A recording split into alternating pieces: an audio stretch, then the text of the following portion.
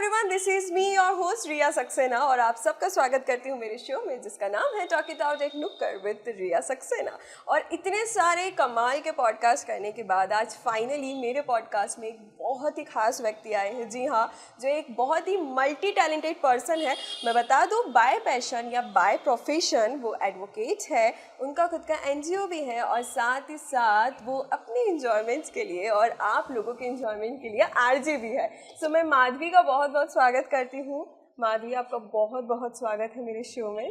सो सबसे पहले तो मैं ये जानना चाहूँगी यार, इतनी मल्टी टैलेंटेड पर्सन और आपके साथ मैं बैठी हूँ यहाँ पर, आज मेरे भाग्य खुल गए honestly. I think Ganesh Chaturthi की जो 10 दिन की मैंने आज पूजा करी है उसका फल मुझे मिल रहा है कि मल्टी टैलेंटेड पर्सन के साथ मैं यहाँ पर बैठी हूँ। So Madhavi, that's very sweet of you to say, ऐसा कुछ नहीं है, बट आई एम ग्लैड कि आई एम हियर।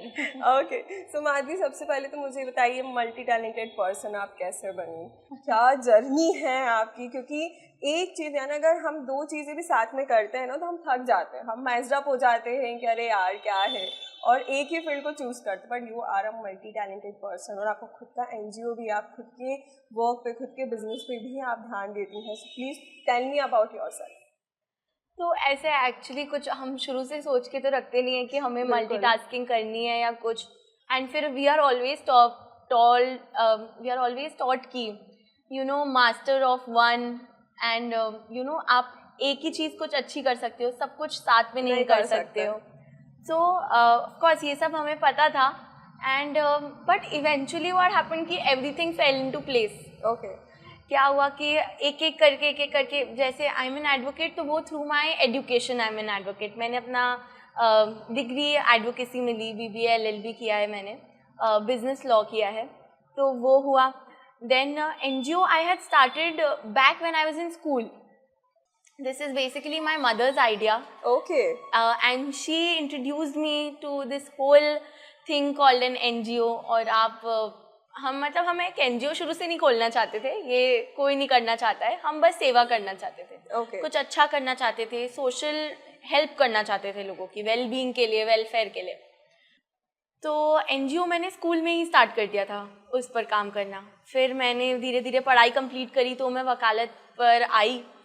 और आरजे का ऐसा है कि ऐसे होता है ना कि there are some points in life कि खुद चल के आपके पास एक अपॉर्चुनिटी आती है, एंड उस समय it is your call to grab it और टू लेट इट गो। बिल्कुल।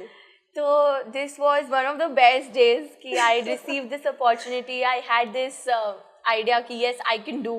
Okay, and I am a very talkative person, very extrovert also, so I love to talk, and why not choose a profession that makes you talk on mic?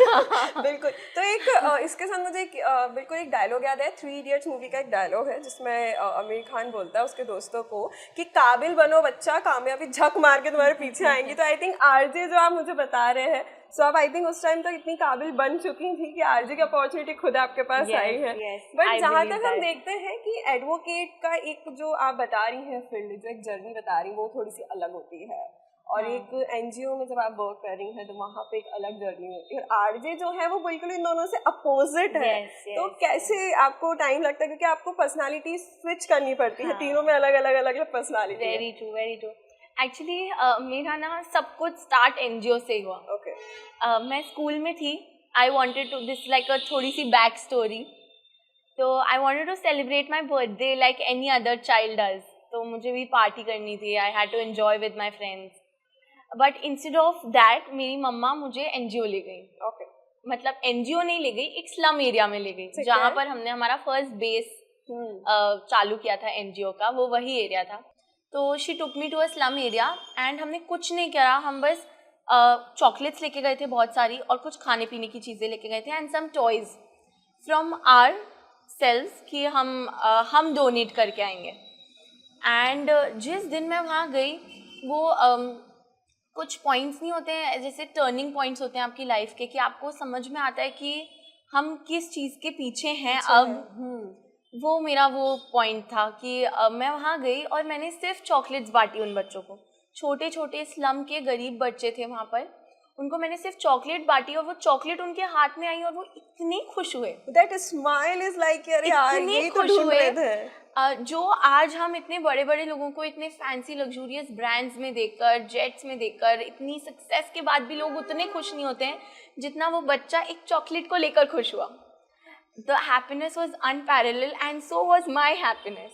So I'm like, this is something else only. I don't want to waste money on anything futile like giving a party or celebrating out. Instead, whatever we have, I think we should give them. या absolutely, क्योंकि उनकी जो एक मुस्कुराहट रहती है ना, उसको देख के ऐसा लगता है कि अरे यार यही तो रिया, आप मानोगी नहीं, वो लोग नाच रहे थे.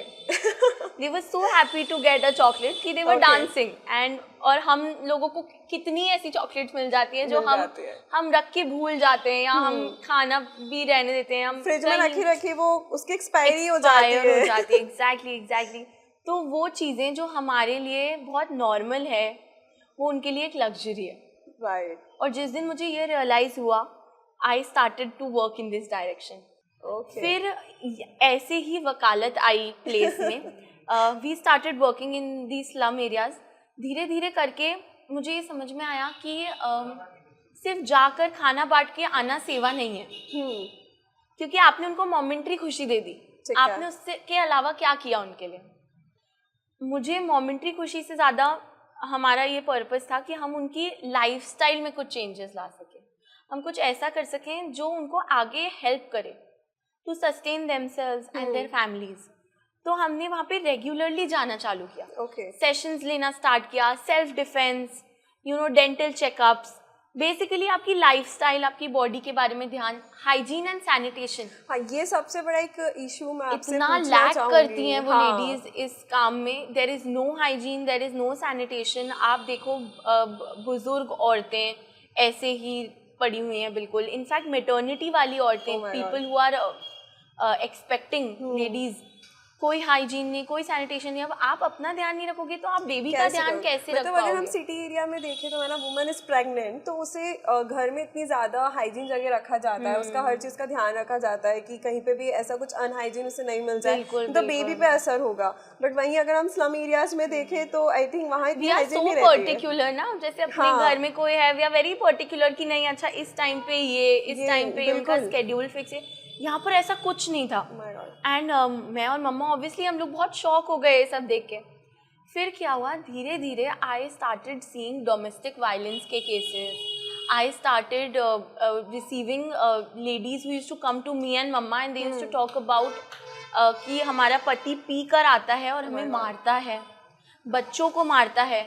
हम दिन भर, तो हम लोग जिन एरियाज में काम करते हैं ना रिया, वो दिहाड़ी वाले एरियाज हैं. मतलब उनमें क्या होता है कि आप सुबह से जाओ पूरे दिन काम करो और एक दिन जो काम करोगे उसका पैसा आपको मिलेगा. हाँ, वो मजदूरी वाली जो चीज होती है. बिल्कुल. These people can't afford 2 square meals per day. जो बेसिक होता है अपना कि हमें 2 square meals, 2 प्रॉपर दिन, एक लंच एक डिनर मिले, चाहिए ही होता वो ये लोग अपने लिए ही अफोर्ड नहीं कर पाते हैं. And they have like 4 to 5 kids in their house. तो उन फैमिलीज को सस्टेन करना कितना मुश्किल होगा. तो खाने की बजाय they choose to drink and hit them. तो जब ऐसी ऐसी रियल लाइफ वर्ल्ड प्रॉब्लम्स मेरे सामने आई तो उस समय पे मैं छोटी थी, मुझे खुद नहीं पता था. तो then I met somebody who told me कि हमारे लॉज हैं, हमारे राइट्स हैं, लीगल राइट्स हैं, लीगल ड्यूटीज हैं, आपके फंडामेंटल राइट्स हैं. अब स्कूल गोइंग बच्चे को तो इतना नहीं पता होता. So then I asked him what I can do for this. Okay. He suggested me do law. That's when the whole वकालत वाली thing came into place. और फिर मैं हमने सब चीजें एक दूसरे से कनेक्टेड है आपकी लाइफ में कि आप एनजीओ गई, फिर वहाँ से आपने डिसाइड किया कि आपको एडवोकेट बनना है. फिर देन आपको रियलाइज हुआ कि मुझे आरजे में भी मैं जा सकती हूँ. मुझे जानना है कि एडवोकेट से आरजे का सफर कैसा था. I am very excited to know about this, क्योंकि दोनों अलग पर्सनालिटी है. आरजे बहुत फ्रैंक होते हैं, बहुत चिल होते हैं, ठीक है हो गया तो हो गया, जाने दो. But advocate was like a very strict person. वो बहुत ज्यादा स्ट्रिक्ट होते हैं कि बिल्कुल पॉइंट टू पॉइंट बात करते हैं. उनकी पर्सनालिटी देख के अलग समझ में आ जाता है. उसमें ही होता है आप ओवर शेयर नहीं कर सकते. आप अपनी चीजें बता दोगे फिर अपने क्लाइंट को. आप अंडर शेयर नहीं कर सकते, नहीं तो आपके क्लाइंट को लगेगा यू डोंट नो एनीथिंग. सो क्या कैसे ये बिल्कुल एक हम बोल सकते हैं बिल्कुल अलग अलग पाथ है. एक हम बोल देते हैं विजयनगर, एक हम बोल देते हैं राव सर्कल जो यहाँ से बहुत दूर है. नहीं, और ये बिल्कुल ऐसी आपकी जर्नी. तो मुझे जानना है कि एडवोकेट से आरजे कैसे. बहुत लोगों का एक्चुअली सवाल होता है कि जब मैं इनफैक्ट जब मैं स्टूडियो भी पहुंचती हूँ किसी भी शो के लिए, किसी भी प्रोग्राम के लिए, तो यूजुअली मैं ऑफिस से ही आ रही होती हूँ, तो मैं फॉर्मल्स में ही रहती हूँ, अपनी एडवोकेट वाली यूनिफॉर्म में ही रहती हूँ. So there are so many people who keep asking me कि मादी कोर्ट से यहाँ व्हाट इज दिस. सो हुआ ये कि there was a very disturbing case in our NGO, and उसके बाद we did the whole thing. हमने पूरा केस कर लिया एंड प्रॉपर किसे कह सकते हैं आपकी सज़ा मिल गई एंड पूरा केस फिनिश हो गया. We got done with it. And जिस दिन उस केस के बाद, हियरिंग के बाद उनको सज़ा हुई, I got featured in the newspaper. Okay. कि ऐसा. अब I had a lot of interviews after that कि you know what was the entire this thing, और कैसे आपने प्रोसीड किया, कैसे आपकी क्या फंक्शनिंग थी, कैसे आप आगे बढ़े. तो किसी ने एक ऑडियो इंटरव्यू लिया. ओके. और वो आकाशवाणी के हेड ने सुन लिया. तो he got very impressed by the work I did, he got very impressed by how I executed it. और आदिवा आपके वॉइस पे भी फिदा हो गए होंगे. हाँ, and he got very interested in कि आपने बहुत अच्छे से बोला. सो ही एक्चुअली लाइक्ड द मॉड्यूलेशन में भी and my choice of words. तो उनका कहना था कि आपने बहुत अच्छे से बोला है, तो आप आइए. So he called me in the office. He told me about the vacancies and everything, and he practically requested me because उस टाइम पे मुझे नहीं पता था. You can never think ना, आपकी फील्ड से एकदम अलग चीज है. जस्ट थिंक कि बिल्कुल ऑल ऑफ सडन ही हुआ है आपके लाइफ में सब कुछ. एग्जैक्टली. आई थिंक ये प्री प्लान था ही नहीं. कुछ भी नहीं. इस तरह से जैसे मेरे कॉलीग्स जो हैं उन्होंने काफ़ी they are from this field, उन्होंने काफ़ी अपनी वॉइस पे वर्क किया, अपने प्रोनाउंसिएशंस पे वर्क किया, ऑडिशंस दिए, बहुत सारे शोज किए और ये किया, तब they were there and they had this thing in their mind कि हमको ये करना है. मुझे कोई आइडिया नहीं था कि ऐसा कुछ एग्जिस्ट कर सकता है. सडन ही हुई है आपकी लाइफ में चीजें, क्योंकि कोई नहीं सोचेगा ना कि हम वकालत से आप सीधे एक रेडियो प्लेटफॉर्म पर पहुंच जाएंगे. तो वो हुआ. उन्होंने बोला बेटा ट्राई करने में क्या प्रॉब्लम है. हमने ट्राई किया, हमने ऑडिशन दे दिए और हमारा हो गया. अरे बाप रे. मतलब सीरियसली मैं बता रही हूँ कि ये बहुत ऑल ऑफ सडन चीजें हुई है आपकी लाइफ में. Exactly. So that is how I ended up in all India radio. Definitely मुझे खुद को इस इंटरव्यू से पता चल रहा है कि इतनी ऑल ऑफ सडन चीजें हुई है और ये कुछ प्री प्लान मेरे हिसाब से था ही नहीं. सब कुछ इतना आकस्मिक होता है हमारे पास. मतलब usually it's me and my mom taking our decisions together, whether it's her or mine. Okay. We decide, we talk it out and we take decisions. We were so shocked at that day कि okay क्या करना है. एक बार मतलब ऐसा हुआ कि आपकी लाइफ में अपॉर्चुनिटीज आती गई है या touch wood and you just grab it. तो ये बहुत अच्छी चीज है कि आपने कोई भी मतलब of course I had my own doubts कि I have never done this before.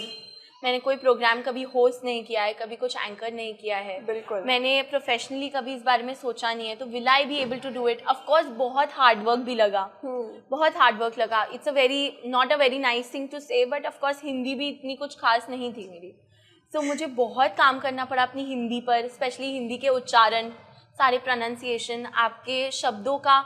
जैसे आपको स्पॉन्टेनियसली अगर कुछ बोलना है तो you should have the right frame of words in your mind. Hindi की गिनती का. और वैसे भी आरजे में आपके साथ कभी कभी ऐसी चीजें हो जाती है कि आपको बिल्कुल रैंडमली बात करनी होती है. तो अगर आपके मन में वो शब्द नहीं होंगे प्रॉपर तो आप नहीं बोल सकते. तो जो मेरे साथ के थे दे वर ऑल वेरी प्रोफेशनल. पूरी लैंग्वेज में उनकी बहुत एफिशिएंसी बहुत अच्छी थी एंड मैंने उस पर काफ़ी हार्ड वर्क किया है. मैंने अपनी हिंदी पे, अपनी लैंग्वेज पे, अपने बोलने पर काफ़ी हार्ड वर्क किया है और उसके बाद मैंने शोज दिए हैं, प्रोग्राम्स दिए हैं. आई थिंक काफ़ी सक्सेसफुल शोज आपने दिए हैं. But it's so amazing, it's too amazing. और मैं बस एक चीज़ पूछना चाहूँगी क्योंकि ऑब्वियसली हम सबके माइंड में ये चीज़ आती है कि जो आकाशवाणी के जो आरजेस होते हैं दे आर वेरी सीरियस. मतलब बहुत सीरियस होते हैं, बहुत मतलब सिंपल से होते हैं, एकदम सीरियस काइंड ऑफ शोज देते हैं. तो क्या रियल लाइफ में भी ये होता है या ये बिल्कुल गलत है? ये मुझे बताओ क्योंकि सबके ही माइंड में ये चीज़ आती है कि अगर आकाशवाणी का आरजे है तो वो थोड़ा सा सीरियस ही होगा अपनी लाइफ में. और वो क्योंकि शोज भी वैसे ही देते हैं. तो मुझे थोड़ा सा अंदर की बात जाननी है कि क्या एक्चुअली में ऐसा होता है कि मस्तीखोर होते हैं सब? देखो रिया, बात तो बिल्कुल सही है आपकी.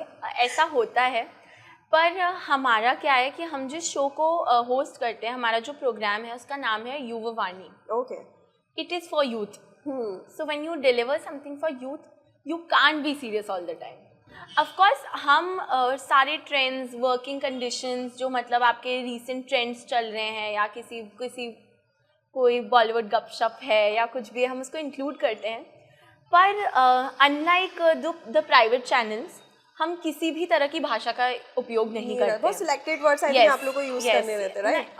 और हम प्रेफर भी वो करते हैं. I have after this received a lot of this thing from the private channels also.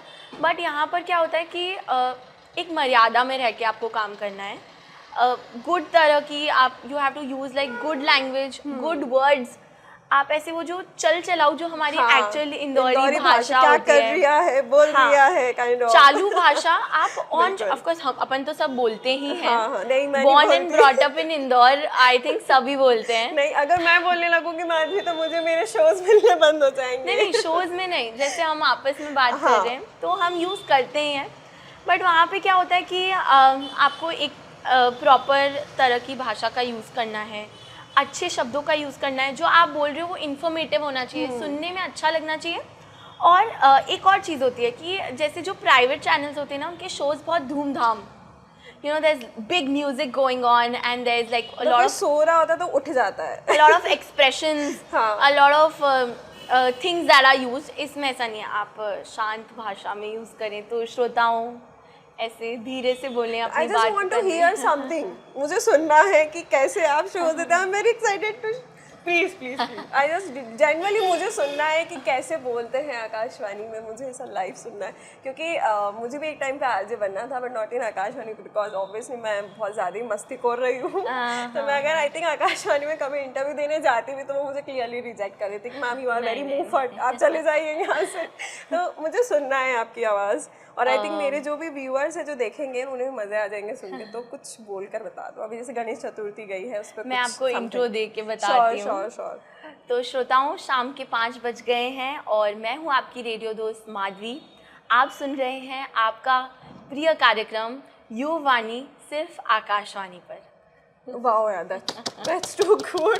बहुत अच्छा है. मतलब एक चीज़ तो है कि अगर आप आकाशवाणी में बैठ के किसी भी आरजे को सुन रहे हैं तो ये चीज़ मैंने भी फील करा है. जब मैं छोटी थी तब तो मैंने नहीं था आकाशवाणी को सुना, बट फिर आफ्टर दैट मैंने थोड़ा थोड़ा उसे सुनना स्टार्ट किया था.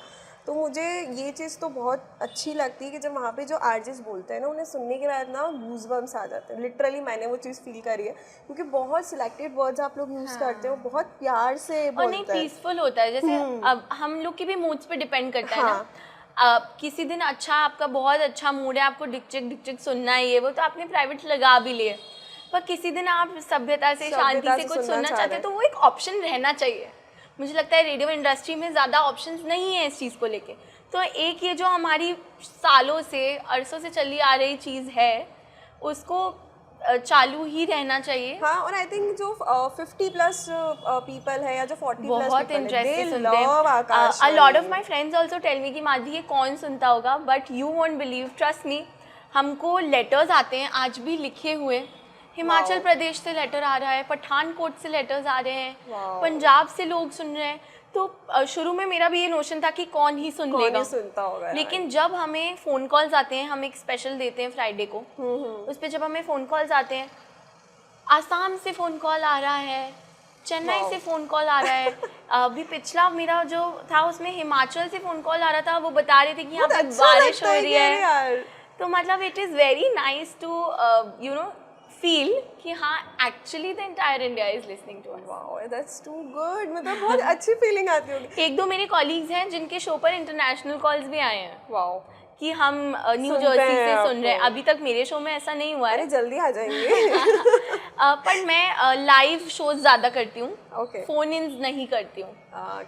तो वो भी एक अंतर रहता है. तो अब जैसे क्योंकि ये होता है थोड़ा से फैमिली में भी, रिलेटिव्स में भी. अब जैसे मैं प्रोफेशनली एंकर हूँ तो कभी कभी ऐसा होता है कि मैं अपनी दादी के यहाँ जाती हूँ तो मेरे जो चाचा वगैरह है वो मुझे बोलते हैं कि एंकरिंग करके बता. तो मैं उन्हें बोलती हूँ दैट्स नॉट पॉसिबल, कैसे करूँ. I think it is that only. जब हम छोटे होते हैं और कोई गेस्ट आते हैं, आपको बोलते हैं ना पोएम गाकर सुनाओ. अभी कभी कि आपके रिलेटिव्स बोलते हैं यार कुछ बोल के बता दे. ऑफ कोर्स, यहाँ तक कि अभी आई had my very good friend's wedding, one of my close friends, childhood best friends wedding. तो उसमें मुझे I had to give a wedding speech. Okay तो उसका वही था कि आप जो वेडिंग स्पीच दो उसकी शुरुआत आप वैसे ही करो जैसे आप अपना रेडियो शो करते हो। तो मैंने उसकी शुरुआत भी वैसे की और उसका अंत भी वैसे ही किया उस स्पीच का, कि मुझे लगता है श्रोताओं, मैं आपसे उम्मीद करती हूँ कि आपको हमारा कार्यक्रम पसंद आया होगा। तो ऐसे ही आई नो दैट कि ये मुझे पूछना नहीं चाहिए, बट फिर भी मैं पूछना चाहूँगी। तो जब आपने वहाँ पे शादी में जब दिया होगा तो बहुत सारे रिलेटिव्स मतलब इम्प्रेस हो गए होंगे कि अरे यार कितनी प्यारी वॉइस है इसकी। तो कोई ना आके आपके पास कुछ लोग आए, उन्होंने कॉम्प्लीमेंट दिया होगा, तो उन्होंने आपसे ये तो पूछा होगा ना, बेटा क्या कास्ट, क्या सरनेम लगाती हो?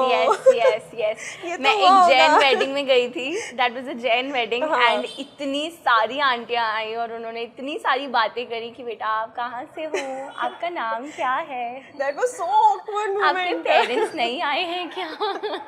My God. Okay, so apart from this, But I think this is very common in Indian weddings now. बहुत ज़्यादा ही कॉमन है। मतलब जब मैं भी स्टेज पे जाती हूँ, एंकरिंग करती हूँ ना, तो अब बहुत सारी ऐसी हैं जिनको नहीं पता होता है कि मैं उनकी कास्ट की नहीं हूँ या उनके सरनेम की नहीं हूँ, बट वो आती हैं मुझसे। डेफिनेटली उनका पहला क्वेश्चन ये रहता है, बेटा आपकी शादी हो गई, व्हाट्स योर एज? फिर मैं उन्हें अपनी एज बताती हूँ। अच्छा बेटा क्या सरनेम लगाती हूँ? फिर जब मैं बताऊँगी कि नहीं आंटी मैं सक्सेना लगाती हूँ, उसके बाद वो बस तीसरी चौथी बात कुछ नहीं पूछेंगी, वो चुपचाप चली जाएंगी। तो ये बहुत ज़्यादा ऑकवर्ड मोमेंट होता है। And but this is very common now. I think girls have gotten used to it habitual now. हो गए हम बहुत ज़्यादा इस चीज़ के, ठीक है ये तो होना ही है। Okay, Yes. सो हम बात करते हैं थोड़े से सीरियस टॉपिक पे, और हम आते हैं आपके प्यारे एनजीओ, जो आपका इतना प्यारा एनजीओ जिसका नाम है विजय फाउंडेशन। तो थोड़ा सा उस एनजीओ के बारे में बताइए कि आपने कब उसकी स्टार्टिंग करी थी, कितने साल हो गए हैं, और क्या क्या चैलेंजिंग आपने उस एनजीओ में फेस किया है। So we all know about it. शुरुआत तो हमने तब की थी जब मैं 10th में थी।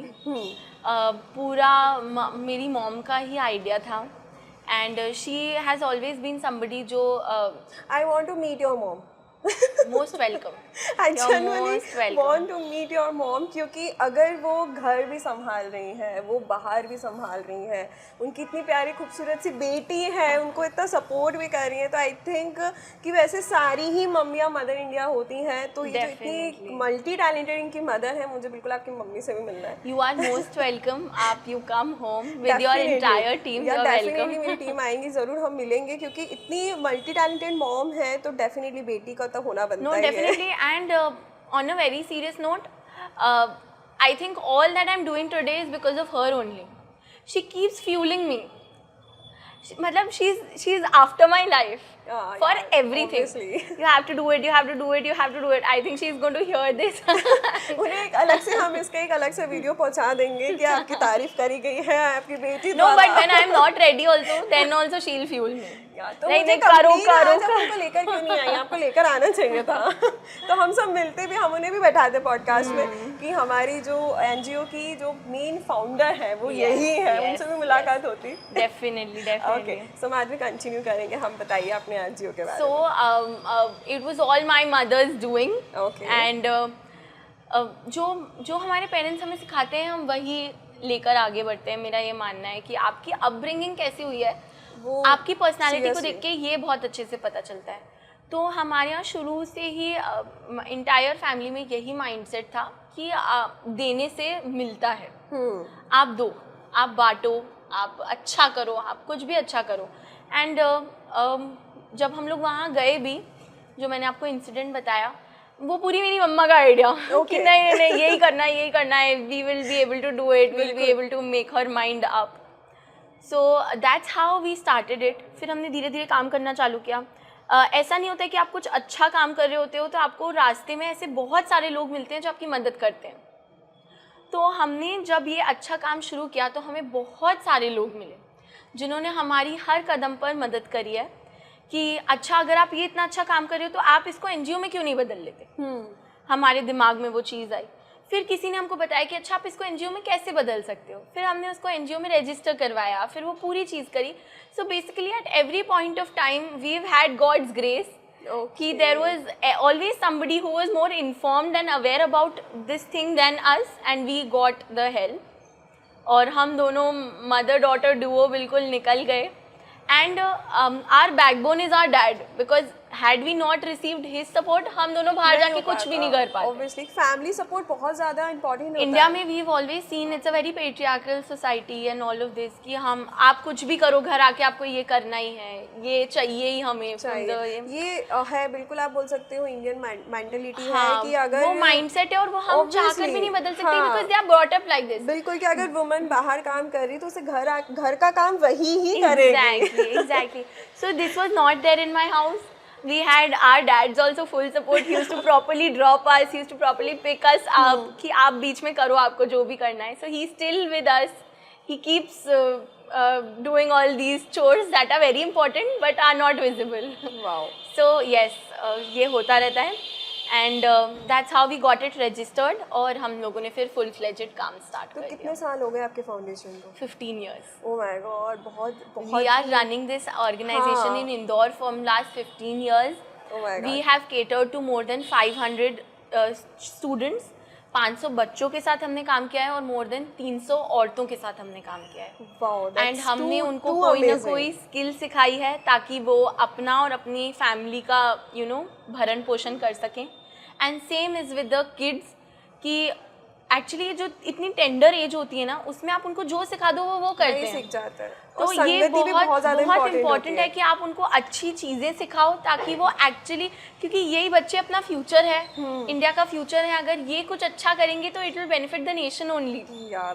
तो हम इतने लोगों के साथ अभी तक काम कर चुके हैं. सो आपके हिसाब से NGOs जो है वो हमारी इंडिया के लिए कितने इम्पोर्टेंट है और क्यों इम्पोर्टेंट है? एक्चुअली बहुत इंपॉर्टेंट है. जैसे हम नहीं देखते एक सप्लाई चेन होती है कि आप कोई फिनिश्ड गुड आ रहा है, वो मार्केट में आ रहा है, फिर वो जा रहा है शॉपकीपर के पास, होलसेलर के पास, और फिर वो कस्टमर्स तक पहुंच रहा है. एक प्रॉपर चेन होती है. वैसे ही इसमें भी एक प्रॉपर चेन होती है. And NGO has now started to play a very important role in it because there are a lot of things. जैसे बहुत सारी स्कीम्स अवेलेबल है. This is just an example I am giving कि बहुत सारी schemes available है. Government ने काफ़ी स्कीम्स निकाल चुकी हैं for the welfare of the slum people.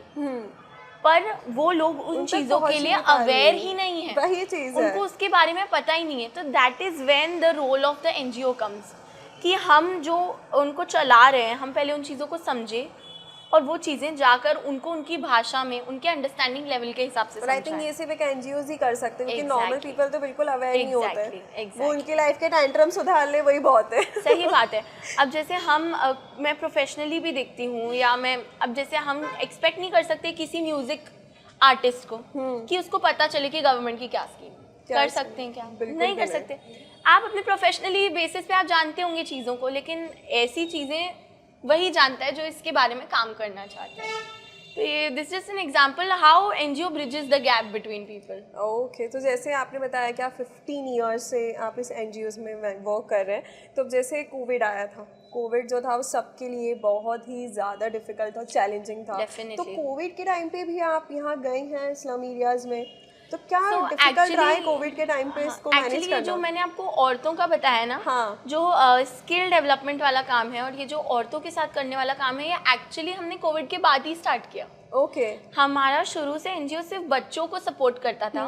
बच्चों की एजुकेशन, उनका वेलबींग, उनका सैनिटेशन, स्पेशली गर्ल्स का मेंस्ट्रुअल हाइजीन पर और हाइजीन के बारे में उनसे बात, सैनिटेशन. लेकिन जैसे ही कोविड हिट किया, व्हाट हैपेंड कि हमारी जो I think we are god gifted people कि हमको एक्चुअली घर से बाहर नहीं निकलना पड़ा. हमारे पास इतना सरप्लस था कि हम घर में रहे. But that was not the case for the slum people. क्योंकि कोविड में तो ऐसा हुआ था कि जो सब ऑब्वियसली बात है, सब ऑफिसेज वगैरह बंद हो गए थे, बट फिर भी इनकम आ रही थी लोगों की. यस, लेकिन इनके साथ ऐसा नहीं था. जो स्लम के लोग थे उनको फिर भी बाहर निकलना पड़ रहा था और काम करना पड़ रहा था, क्योंकि जो दिहाड़ी मजदूर हैं उनका तो काम बिल्कुल ही बंद हो गया था. और उनके पास ज़्यादा सेविंग्स की भी आप उम्मीद नहीं कर सकते हो. तो जब उन्होंने बाहर निकलना चालू किया और ये जो 3 वेव्स ने हमको हिट किया, उसके बाद a lot of ladies in the slum areas lost their husbands, which is very saddening and which was very sad for them and their entire families. तो when they lost their only breadwinner, क्योंकि वो husband ही काम कर रहा है और वो अब you lost that husband only, उनको कहीं से कैच हो गया, आपके पास प्रॉपर रिसोर्सेज नहीं है कि आप उनका ट्रीटमेंट करा सकें. कोई चीज़ आपको इफेक्ट कर गई, आप उससे बच नहीं पा रहे हो, तो यू लॉस्ट द पर्सन। जब एवरीथिंग केम बैक, सब ठीक हो गया, हमारी नॉर्मल लाइफ चालू हो गई, तब ये औरतें हमारे पास आई कि अब हम क्या करें, हमें तो कुछ आता ही नहीं, हमने तो शुरू से सिर्फ घर ही संभाला है, हमने तो कुछ और किया ही वो नहीं। अपने हस्बैंड्स पे डिपेंड थी। Exactly. Then this idea came in our minds, me and my mothers, कि यार अगर इन लोगों को कुछ आता नहीं है, अपन मॉनिटरी हेल्प 1 महीने कर सकते हैं, 2 महीने कर सकते हैं, उससे ज़्यादा तो अपन भी नहीं कर सकते, वी आर नॉट अंबानी। ये तो है। तो फिर हमने सोचा कि कुछ ऐसा करते हैं जो इनको लॉन्ग टर्म में हेल्प करे। और वो क्या हो सकता है कि अगर आपको कुछ नहीं आता तो आप में वो स्किल सेट डेवलप कर दें। तो फिर हम लोगों ने ये स्किल डेवलपमेंट वाली वर्कशॉप स्टार्ट करी, जिसमें हमने पहले रिसर्च करी, सर्वे किया कि किस औरत को क्या करना है, उसका किस चीज़ में इंटरेस्ट है। उसके इंटरेस्ट के हिसाब से किसी को पार्लर का कोर्स करवाया, किसी को स्टिचिंग का कोर्स करवाया, एम्ब्रॉयडरी, क्रोशिये जो आजकल चल रहा है, cushion covers, painting, hand painting, bud painting, ये मिरर वर्क जो आप पीछे देख रहे हैं, मोज़ेक, ये सब कुछ उनको जिसको जिस जिस चीज़ में इंटरेस्ट था उनको वो करवाया। और आज वो सारी औरतें बहुत अच्छा कर रही हैं। They are making candles, they are doing work for these places जहाँ पर वो जाके अपनी आर्ट, अपनी कला को शो कर सकती हैं। They are putting up work, best out of waste, cloth bags, ये वो बनाकर एग्जीबिशंस में डिस्प्ले करने लग गई हैं। They have started to earn out of it. Oh my So God, this यार, is what this is actual so happiness lovely, is. so lovely. मतलब मुझे बहुत अच्छा लग रहा है ये सुनकर, मुझे इतना अच्छा लग रहा है, तो आई गेस जो भी लोग इस देखेंगे उन्हें भी बहुत अच्छा लगेगा कि एक्चुअली में NGOs बहुत काम करते हैं और उनकी वजह से अगर वुमेन्स काम करना सीख रही हैं तो बहुत ही अच्छी बात है। उसके बाद क्या है रिया, उनके अंदर एक अलग आत्मविश्वास आ जाता है कि उनको हम एक कर कॉन्फिडेंस है कि अब हम हमारी फैमिली को रन कर सकते हैं। और क्या चाहिए लेडीज को, you know, that kind of confidence कि yes we can do whatever they can do. Wow, that's so amazing. तो अगर आपके NGO में किसी को जुड़ना है तो वो कैसे जुड़ सकता है? हम लोग सारे सोशल मीडिया प्लेटफॉर्म्स पर हैं। ओके। उसी के साथ हमारी ऑफिशियल वेबसाइट है गूगल पर। आप अगर विजय सोशल वेलफेयर सोसाइटी टाइप करेंगे तो आपको हमारी वेबसाइट दिखेगी। आप उसके अलावा वी हैव लाइक अभी हमारे पास 2000 we have people who have joined our organization. 200 volunteers हैं जो overall entire year मेरे पास available रहते हैं। उसके अलावा 300 to 400 interns are always working on time basis. तो अगर आपको internships करनी है तो you are available. अगर आपको project base पे volunteering करनी है तो आप आ सकते हैं। जो volunteers की अभी जो आपके पास volunteers हैं उनकी एज क्या होगी? एक्चुअली बहुत वास्ट स्कोप है इस चीज़ का।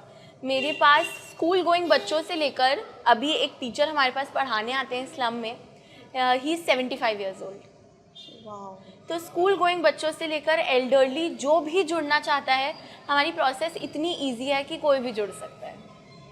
मतलब मैं ये सुन के मुझे बहुत अच्छा लग रहा है कि एटलीस्ट इतने सारे, अगर हम देखें तो 80% ऐसे बच्चे हैं जो सोशल मीडिया पे जाना पसंद करते हैं, जो इन्फ्लुएंसर बनना पसंद कर रहे हैं, जो सोशल मीडिया पे ही टोटली बैठे हैं ऑन फोन और बस फ़ोन चला रहे हैं। बट उसमें से आई गेस 30% ऐसे बच्चे भी हैं जो NGOs के साथ जुड़ रहे हैं।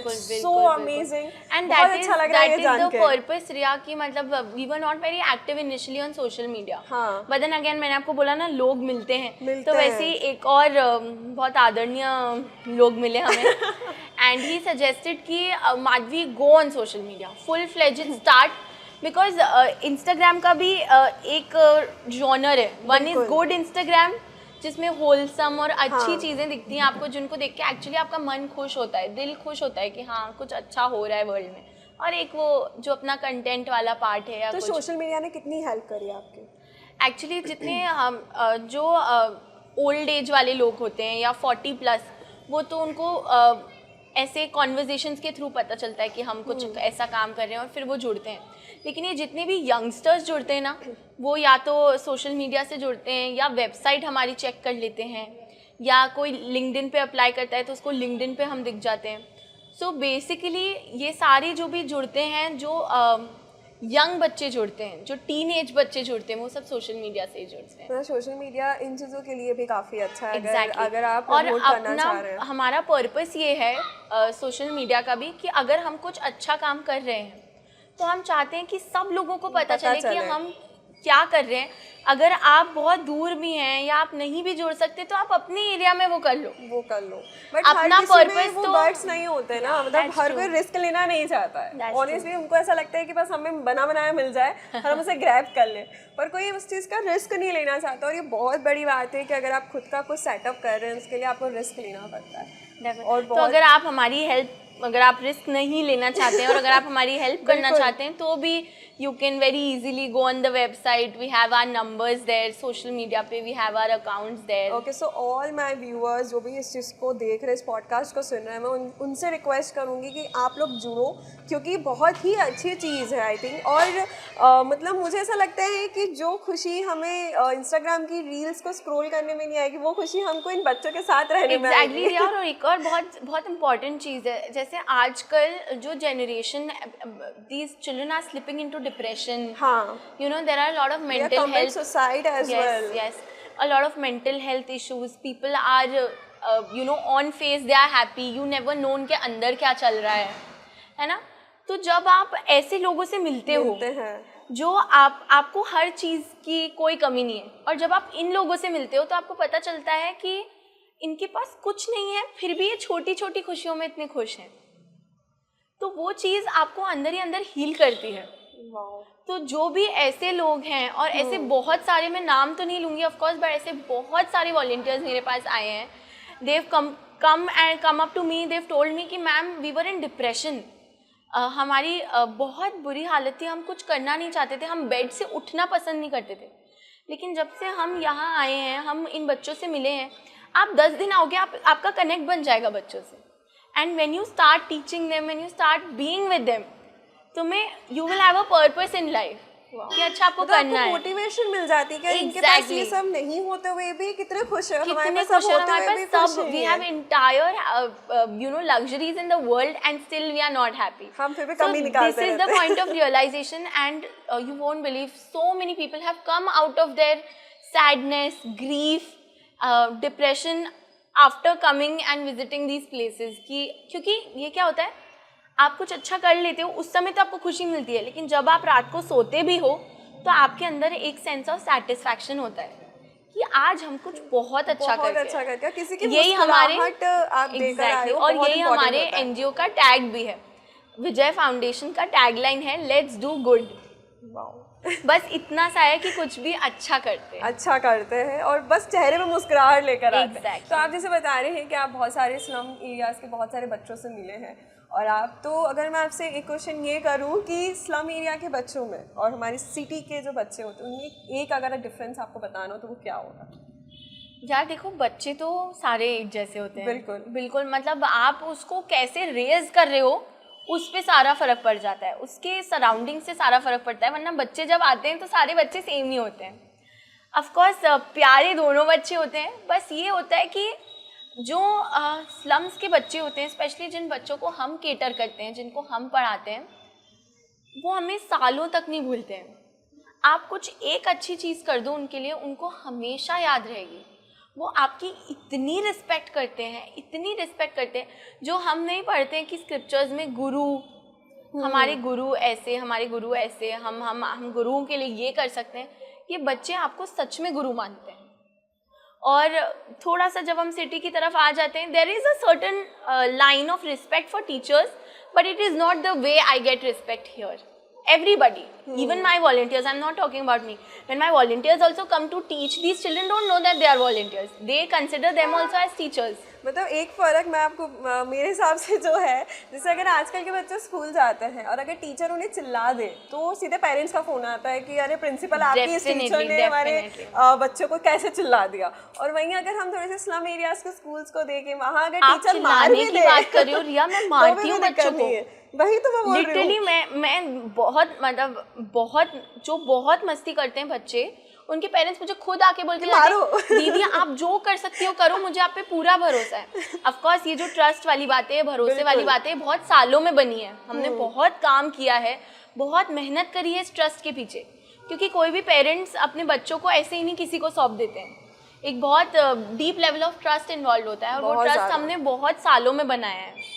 लेकिन आज मेरा ये है कि अगर कोई बच्चा नहीं पढ़ रहा है, मैंने उसको मार भी दिया है, तो जब वो क्लास से जाएगा ना, तो वैसे ही पैर छू के बाय बोल के जाएगा, वही जाएगा। उनके मन इतने साफ रहते हैं कि उनको पता है कि इसको भी पॉजिटिव में ले कि जाते हैं, आपके भले के लिए किया गया है, so they'll be fine with it। मतलब बहुत मैंने भी देखा है कि जब मैं देखती हूँ बच्चों को खेलते हुए कि रेती में खेल, उनको कोई मतलब नहीं, उनके बाल गंदे हो रहे, क्या हो रहा है, वो बस एंजॉय कर रहे हैं।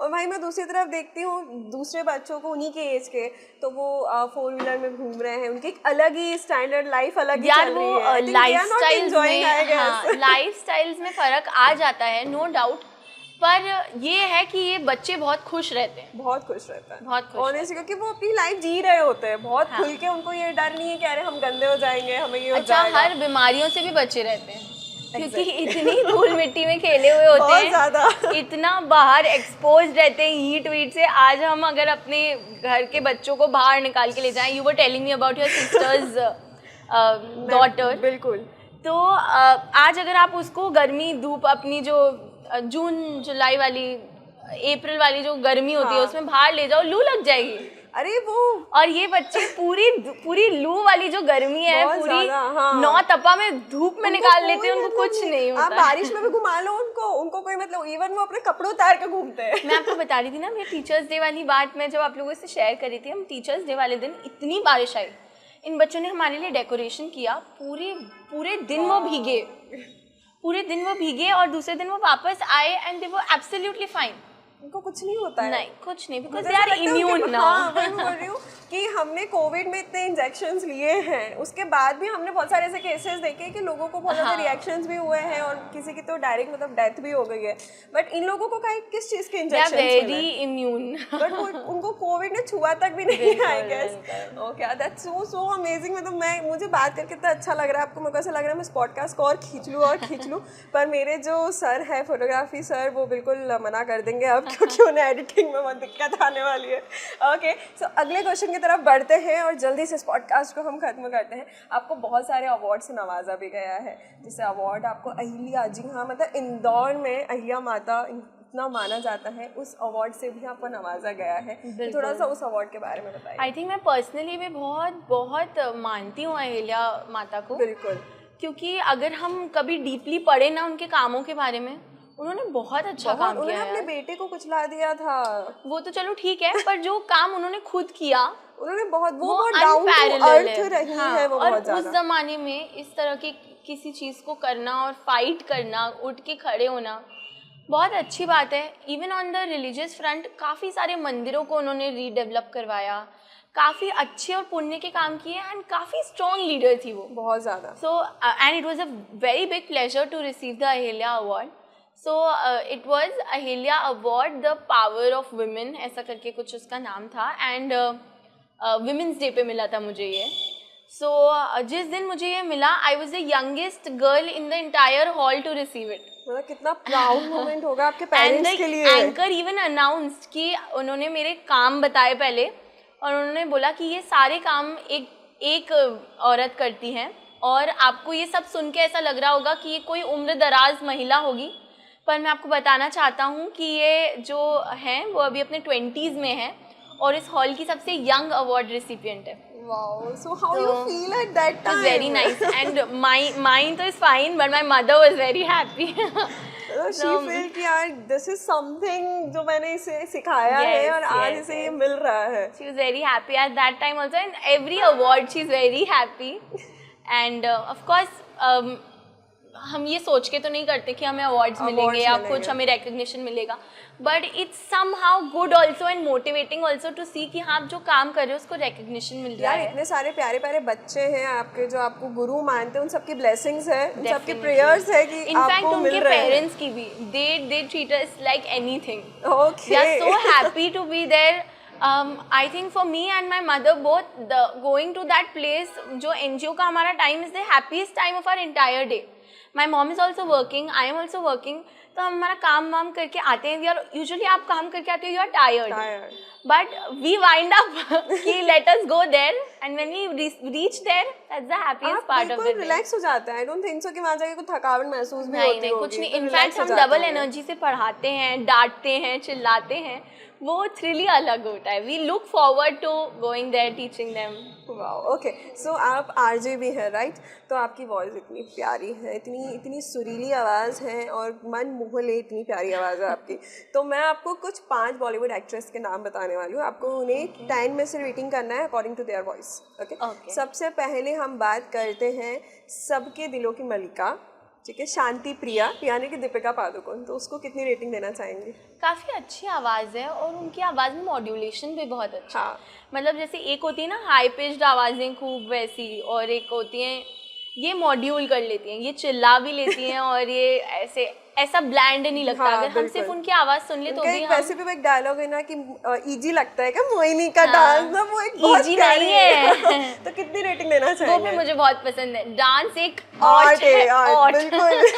तो कितनी रेटिंग देना चाहेंगे out of 10? Good, very nice. I think 8.5. Okay. So फिर आगे बढ़ते हैं. हमारी next actress Rani Mukherjee. I love her voice. I don't know why. बहुत हस्की आवाज है उनकी. हाँ, और काफी रेयर है. बहुत लोगों की नहीं है वैसी आवाज. It's very nice. सो कितनी देना चाहेंगे आउट ऑफ 10? मतलब अच्छी लगती है सुनने में, पर आप उसको बहुत ज्यादा नहीं सुन सकते. हाँ, ठीक है. आप रिपीटेड ऐसे ओकेजन्स पे सुन सकते हो, आप थोड़ी देर के लिए उनको सुन सकते हो, पर लंबे समय के लिए इतनी अच्छी नहीं लगती. सो कितनी? 6. ओके. आगे बढ़ते हैं हमारी नेक्स्ट एक्ट्रेस की तरफ. अनुष्का शर्मा. हमारी चीकू की वाइफ ऑब्वियसली. अनुष्का शर्मा को कितनी रेटिंग? उनकी आवाज भी अच्छी, मीठी नहीं है. हाँ. काफी ऐसे थोड़ी सी मैनली और थोड़ी सी स्वीट ऐसी आवाज है. It's also nice. 6.5. ओके. फिर आगे बढ़ते हैं the drama queen of Bollywood industry, Kajol. भाई उनकी तो मतलब मस्ती आई गेस बहुत ही खतरनाक है. She is also one of those actress की जिनके एक्सप्रेशंस के बिना अगर आप उनकी आवाज सुनो तो भी आप समझ जाओगी कि हाँ मस्ती कर रही है, चिल्ला रही है ऐसे. तो काजोल को कितनी रेटिंग? गुड. 8. अच्छा, यहाँ 8 के ऊपर बढ़ा ही नहीं जा रहा है. 8, 6. ओके. नेक्स्ट बढ़ते हैं Madhuri Dixit. Very nice, very sweet आवाज, वेरी नाइस आवाज, बहुत पसंद है मुझे. 9. ओके.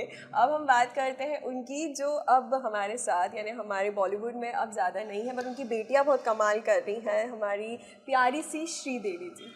श्रीदेवी, तो उनको कितनी रेटिंग देना चाहेंगी 10 में से? यार एक्चुअली रिया, जब वो मूवीज करती थी, एक होता है ना उम्र के बाद आवाज का बदल जाना. तो मैंने मोस्टली उनकी आफ्टर एज्ड ही आवाज सुनी. बस हमें उनका एक वो गाना याद है, उई उई वाला. हाँ, बहुत अच्छा है वो.